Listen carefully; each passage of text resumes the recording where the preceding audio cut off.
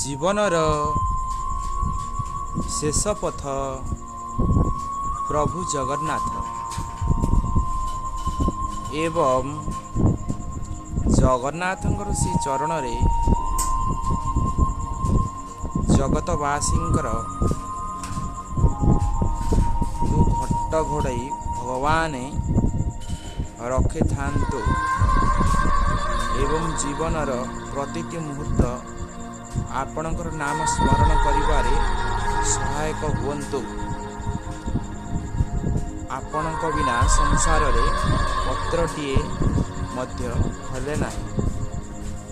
तेणु सकाळे एवं संध्यारे एवं रात्रि रे आपणकर नाम प्रति मुहूर्त रे मने रही थाउ जगतवासींकर। आपण आमर आमे आपणकर समस्ते एकाकार होई जिवे। भक्त भगवानंकर भितरे अंतर पांतर होइबनी। समस्ते भक्तिभाव करिले जगत सुंदर होई जिवो।